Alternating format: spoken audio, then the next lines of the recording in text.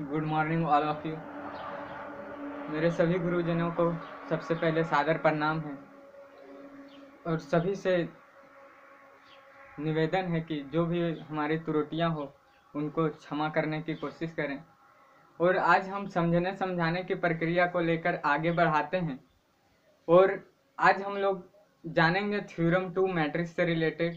पिछले क्लास में हमने थ्योरम 1 को डिस्कस किया, आज हम थ्योरम 2 को बताएंगे। उससे पहले हम ये चीज़ बताना चाह रहे हैं कि हम में लाख बुराइयां हैं, लेकिन आपको वो लाख बुराइयां छोड़ के मेरे में कुछ जो अच्छाइयां होगा उनको लेने की कृपा करेंगे। जैसे कि एक आपको जितने भी स्टूडेंट हैं जो बोर्ड प्रिपरेशन कर रहे हैं, जिनका बोर्ड एग्जाम है, उन लोगों को हंस की भांति काम करना है। जैसे हंस दूध में चीज को निकाल लेता है और पानी को छोड़ देता है, वैसे ही आपको मेरे में जो अच्छाइयां हैं उसको लेना है और बुराइयां को नेगलेक्ट कर देना है। और हम पिछले ही एक दिन में एक स्टेटस मोबाइल में लगाए थे, तो मेरा एक बहुत प्यारा स्टूडेंट का जवाब था।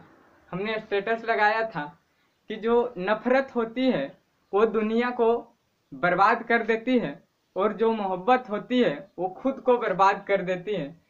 तो उन्होंने बोला कि सर तो क्या करें, नफरत करें या मोहब्बत करें?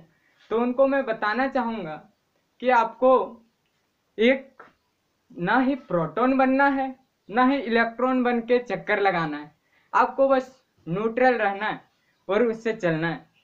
और कहेंगे क्या, ओ फिराक वाले, तुम जिस फिराक में हो वो किसी और के फिराक में है और मैं तेरे फिराक में हूँ, तुझे समझाने की कोशिश कर रहा हूँ।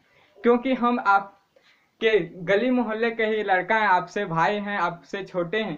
बस मेरा जो है आपको कुछ समझाने की कोशिश कर रहे हैं। और अब चलते हैं हम थ्योरम 2 की ओर समझने समझाने की प्रक्रिया में। मुझे विश्वास है कि आप लोगों को थ्योरम अच्छे से समझ में आएगा। एग्जाम की दृष्टि से एग्जाम में सीबीएसई एग्जाम में पूछ सकता है, जैक में भी पूछ सकता है, इसलिए हमने ये थ्योरम को ले लिया। वैसे थ्योरम से रिलेटेड ज़्यादा प्रॉब्लम बोर्ड एग्जाम में, स्टेट बोर्ड में पूछा नहीं जाता है, फिर भी हम एक बार क्लियर करा ही देते हैं।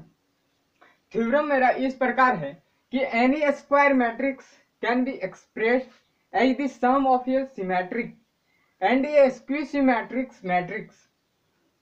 बोलता है थ्योरम क्या, कोई भी स्क्वायर मैट्रिक्स। अब स्क्वायर मैट्रिक्स क्या होता है वो तो हमने बताया है आपको, लेकिन ऑनलाइन क्लासेस में तो बताया नहीं। ऑफलाइन क्लास जब लिया उस समय हमने डिस्कस किया, तो जरा सा हम बता देते हैं कि स्क्वायर मैट्रिक्स जिसका कॉलम और रो दोनों सेम हो उसी को हम लोग स्क्वायर मैट्रिक्स बोलते हैं। स्क्वायर मैट्रिक्स जिसका कॉलम और रो दोनों सेम हो।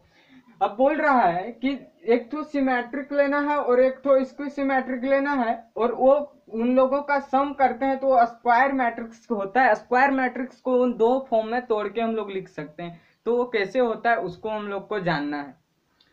तो हमने कल के क्लास में इसीलिए हमने सबसे पहले दिखाया कि कैसे सिमेट्रिक स्क्विसिमेट्रिक्स इसके बारे में। तो हम लोग चलिए इसको समझते हैं। हमने क्या माना कि एक ए बी स्क्वायर मैट्रिक्स, ए को हमने स्क्वायर मैट्रिक्स माना, ए को स्क्वायर मैट्रिक्स माना और ए को हम लोग इस फॉर्म में लिख सकते हैं। देखो तो क्या किए, हाफ में इसको तोड़ दिए, A plus A transpose half A minus A transpose minus A transpose plus A transpose, simple सा कैलकुलेशन है, कैंसिल हो जाएगा और हाफ ये मिलके ए आ जाएगा जो स्क्वायर मैट्रिक्स है। ये हमने कैसे सोच लिया, ये सोचने वाली बात है। बहुत सारे स्टूडेंट का सवाल आ जाता है, कमेंट में करते हैं कि सर ये कैसे होता है। जब मैं आप लोगों का ऑफलाइन क्लास लेंगे उस समय हम बताएंगे, तो आप कमेंट में मुझे पूछ सकते हैं, जहां तक होगा हम जवाब करेंगे, ठीक है। ये हमने इस प्रकार माना ताकि ये जो स्क्वायर मैट्रिक्स ये है इसी को हमने तोड़ के रूपा, तोड़ के इसको लिखा, यही स्क्वायर मैट्रिक्स को। अब हम थ्योरम के अनुसार जानते हैं, फ्रॉम द थ्योरम, जो थ्योरम पिछले क्लास में हमने पढ़ाया उस थ्योरम के अनुसार we know that A plus A transpose is a symmetric matrix. हमने कल समझाया कि ए प्लस ए ट्रांसपोज जो होता है वो एक सिमेट्रिक मैट्रिक्स होता है and A minus A transpose is a skew symmetric matrix. अब सिमेट्रिक मैट्रिक्स तो बताया है कि ए ट्रांसपोज करते हैं और वही ए मैट्रिक्स आ जाता है सेम। ए ट्रांसपोज समझाया हमने कि ए ट्रांसपोज इक्वल टू ए आ जाए तो उसी को सिमेट्रिक मैट्रिक्स बोलते हैं, और नेगेटिव में आए तो इसको सिमेट्रिक मैट्रिक्स बोलते हैं। तो ये चीज हमने कल प्रूव करके दिखाया आपको।